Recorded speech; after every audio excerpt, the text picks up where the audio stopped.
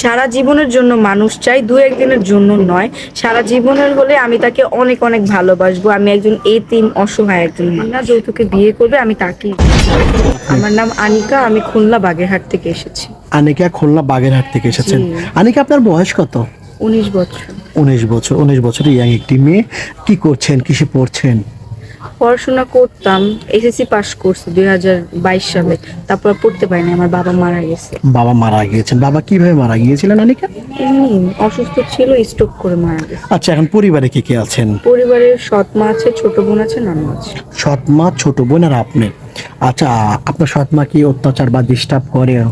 জি, আমার বাবা হচ্ছিল বিয়ে করছিল আমার জন্য, যাতে আমাকে সে মায়ের ভালোবাসা দিতে পারে। কারণ ছোটবেলায় আমার যখন 3 বছর, তখন আমার মা মারা যায়।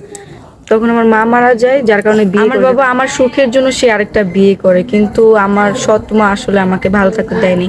সে আমাকে ভালোবাসে না, আদর স্নেহ এগুলো কিছুই করতো না। তার ঘরে যে মেয়েটা হয়, তাকে সে নিজের মেয়ের মতো অনেক আদর করতো, কিন্তু আমাকে সেই সবসময় তুচ্ছ করতো। আচ্ছা, বুঝতে পেরেছি। আপনার এরপর তো আপনি লেখাপড়া মোটামুটি কষ্ট করে চালিয়ে নিয়েছেন, তাই না? SSC pass. এসএসসি পাস করেছেন। আরেকটি প্রশ্ন আছে, আপনি দেখতে মাশাআল্লাহ অনেক চমৎকার। কারোর সাথে রিলেশনে আছেন?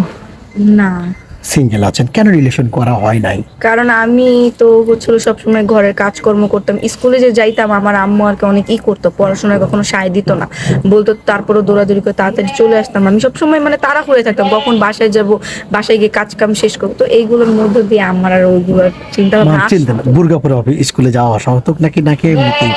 জি। বুর্গা পরে স্কুলে যাওয়া আসা হতো? জি, আমি বোরখা আর হিজাব সব। হিজাব পরে, বুঝতে পেরেছি। আচ্ছা, আপনি আমাদের ক্যামেরার সামনে মূল কেন এসেছেন?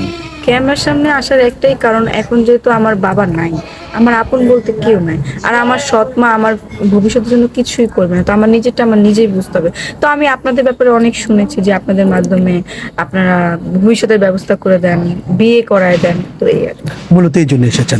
আচ্ছা, কেমন পার্টনার চাচ্ছেন? আপনার পার্টনারটা কেমন হবে, বয়সটা কেমন হবে? পার্টনার তো লাইফের জন্য খুব গুরুত্বপূর্ণ, তাই না? অনেক গুরুত্বপূর্ণ। আসলে পার্টনার যেমনই হোক, বয়স যেমনই হোক, চেহারা, এগুলো কোনো কিছু আমার কাছে ম্যাটার করে না। ম্যাটারটা হচ্ছিল সে ভালো একজন মনের মানুষ হতে হবে, সৎ হতে হবে, আমাকে যেহেতু দেখবে, আপনাকে বুঝবে।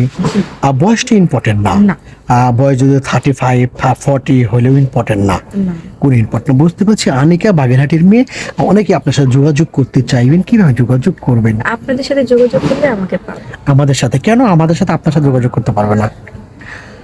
কারণ আমি তো এখন আপনাদের এখানেই আছি। আচ্ছা, আমাদের প্রিয় দর্শক, ওনার নাম আনিকা, খুলনা বাগেরহাট থেকে এসেছেন। ওনার সাথে যদি যোগাযোগ করতে চান, কথা বলতে চান, আপনার চোখের সামনে একটি নাম্বার দেখা যাচ্ছে। এই নাম্বার ইমো আছে, হোয়াটসঅ্যাপ আছে। ইমোতে বা হোয়াটসঅ্যাপে একটি আনিকা আপুর একটি স্ক্রিনশট মেরে পাঠিয়ে দিবেন, আমরা যোগাযোগ করিয়ে দেবো। কোনো ভাই সরাসরি ফোন কল করবেন না, বিশেষভাবে অনুরোধ রইল। আনিকা আপু, জি। নামাজ কালাম পড়া হয়? জি, পুরো সত্য? সত্যি। আচ্ছা, কোনো ভাইয়ের সাথে বেমানি প্রতারণা করার ইচ্ছে আছে?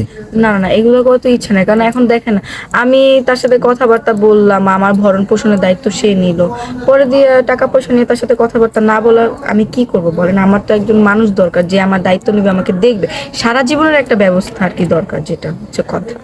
আচ্ছা, ভালো থাকবেন আনিকা আপু। আসসালামু আলাইকুম।